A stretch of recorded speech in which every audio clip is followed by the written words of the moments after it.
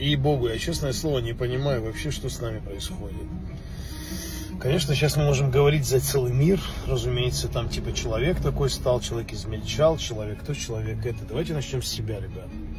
Что происходит с нашим гостеприимным, прекрасным, теплым, круглый год, чуть ли не 220, 200, 300, то и 250 дней в году солнечным краем? Что происходит с нашим терпением, темпераментом?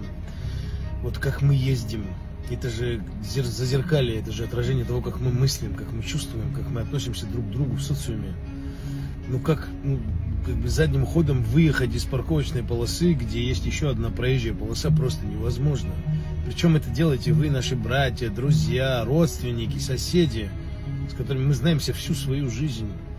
Ну вы проехали, давайте разберем. Никто об этом не говорит. Все говорят о глобальной политике, о Третьей мировой, о Пятой не мировой, блин, а здесь и сейчас, как жить, как существовать, как созидать, никто на эту тему не хочет разговаривать.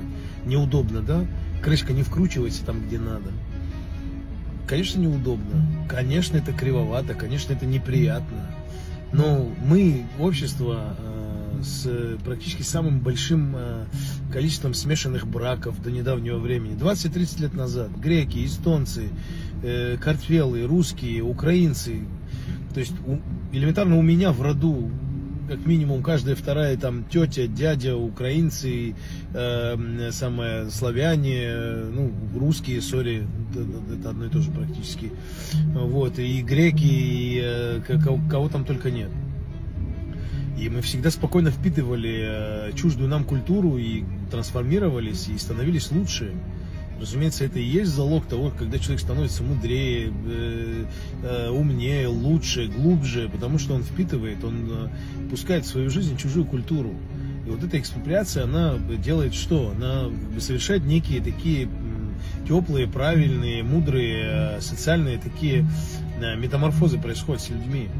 И сегодня, когда мы не воспринимаем совершенно просто ничего и никого, особенно я обращаюсь к женскому населению моего общества и народа, я хотел бы вам просто по правилам ПДД и вообще по существу автопрома, автодвижения, как хотите назовите, я вам скажу.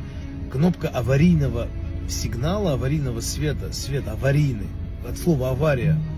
Вы же, господи, русскоязычные. Это не дает вам права на односторонний, где могут везти тяжело там умирающего, больного, ну, роженицу, по крайней мере, кто-то из наших родственниц, сестер, друзей и так далее. Срочно вы включаете аварийный сигнал и посередине дороги оставляете свой автомобиль и куда-то идете шопиться в магазины.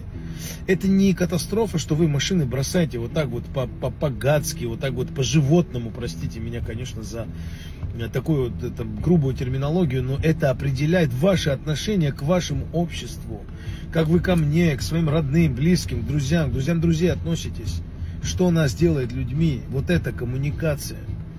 Во-первых, что за суетная езда какая-то сумасшедшая, типа вот, ну, сейчас автомобилей много, летом приехали к нам гости, туристы, и что за вот эти страшные подрезания, на каждом там третьем шагу эти ДТП, да, пускай, слава богу, не с летальными исходами, но это же все неприятно.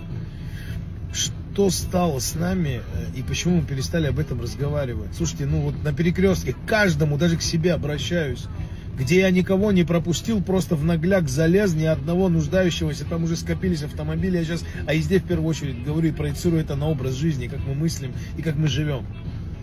Вы не пропустили, и через буквально 3, 4, 5, там 6 минут такой же перекресток, и они же вас не пропустят, и наоборот.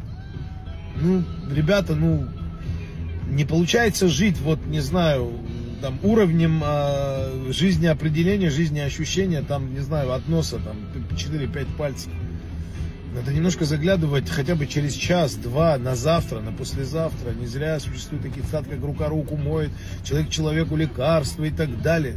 Люди, очнитесь. Я понимаю, что Инстаграм, интернет, ТикТок, это все фишка, но мы люди, и мы должны оставаться людьми. Наша основная абхазская доктрина была во все времена, это гостеприимство.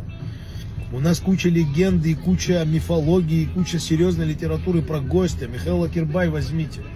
Фазиля Абдулович Искандер, это мировой мастер бестселлеров, просто мирового уровня, возьмите. Везде про гостя, везде про иноземца, иностранца и наши отношения к нему.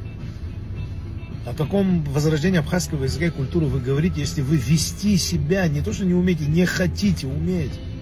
Если человек не работает над собой, не растет, не прорывает свои паттерны, свои минусы в какие-то плюсы, если это все он не меняет, не взращивает, то это не называется человек и не называется жизнь. Это называется совершенно по-иному, просто здесь в эфире сказать не хочу. Удачи нам, хорошего нам лета, и я надеюсь, когда-нибудь какое-то сознание, какая-то мудрость социальная, простая, житейская к нам вернется и придет. Мы многие, не только я, боимся за рулем ездить, мы уже пешком ходим, на велосипедах ездим, и то небезопасно.